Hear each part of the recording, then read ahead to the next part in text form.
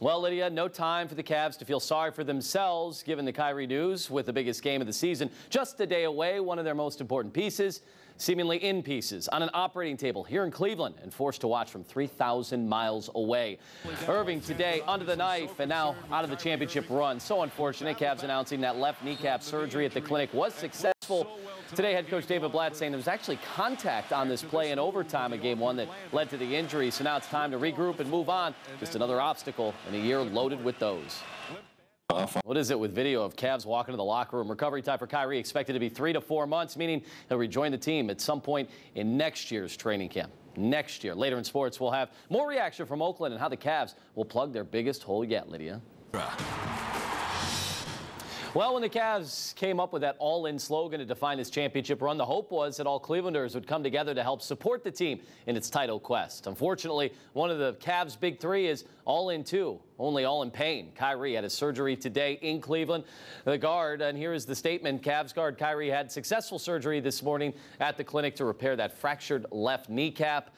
And it went on to say that that after the successful surgery, all those doctors involved help assist to help Irving return to basketball activity, who is projected to be 3 to 4 months. Appropriate updates will be issued as he moves through that recovery process. Good luck to him. Meanwhile, his team with little time to think about that rapidly dwindling big three. They still have a shot to split the first two in Oakland and steal home court advantage. And why not? They played well without Kyrie before. Remember the Atlanta series, and still have number 23. Yeah, that guy. Yes, Kyrie's still a big loss, but to the best of my knowledge, they haven't canceled the games quite yet. Cavs have dealt with adversity before, and they'll have to do it again. We do hope that. 11 months ago, it was LeBron James returning to the Cavs. It solidified the offseason of the ages for the Cavs. But people forget, it was actually Dan Gilbert flying to Kyrie Irving's home in New Jersey that really kicked things off when he signed that full max deal. Today, Cavs owner lamenting the point guard's injury. I just feel bad for the kid. I feel bad for his family. I think it's a shame. I mean, here you are, you work your whole life to get to the NBA Finals, and something after you work through all those injuries, and now you're feeling good, and that happens. And so it's disappointing, but it's sort of like you're in war, and these guys, you know, they've got to dig deep and see what they've got.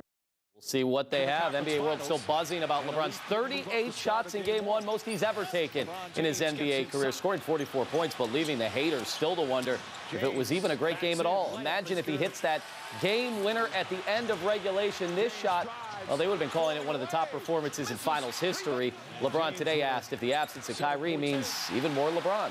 Now, if I had to ask you the question, what's the one thing Oracle Arena in Oakland and the Q here in Cleveland have in common? Well, you'd have to look up in the air for the answer. The number 42 jersey hanging from the rafters of both arenas belonging to Nate Thurmond. Beth McLeod spoke to the Hall of Famer and had his thoughts with this story. 4 years ago, Indians management did something they're not really known for at the trade deadline, buying rather than selling. That led to Ubaldo Jimenez, and unfortunately not a playoff spot. Today, Ubaldo back in town, Indians hosting the Orioles, but this day not about him. The other starter, Danny Salazar, one of his 10 strikeouts. Their fourth time he's done that already this year.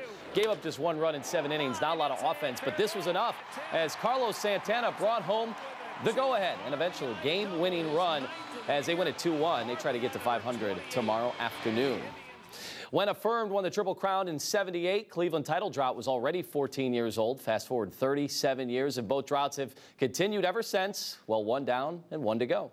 They're off in the Belmont Stakes. Not a great start for American. Off to the races, the quest for equine immortality, and attempted to become only the 12th 3-year-old to capture the elusive Triple Crown. The last 12 horses attempting that feat at the Belmont fell short, but not this one. The opening quarter mile. And here it is. The 37-year wait is over. American Pharoah is finally the one. American Pharoah has won the Triple Crown. He didn't annihilate the field like Secretariat, but it was still a comfortable margin. Making history, Pharoah winning the 3rd jewel by 5.5 lengths. After the race, they interviewed the jockey because horses haven't talked since Mr. Ed in 1966. Don't go anywhere. Coming up, more from this. Is that prime time? Dion, also Joe Hayden. It's his softball classic. We'll have everything coming up. Some of the best in the NFL here in the East Side tonight in the East Side. Joe Hayden hosting that 2nd annual softball tournament. Johnny Manziel among those in attendance. Even won the home run derby. Deion Sanders, Colin Kaepernick, Richard Sherman, just to name a few. And Hayden, happy to have the event in town. Anything I could bring to Cleveland for them to experience like having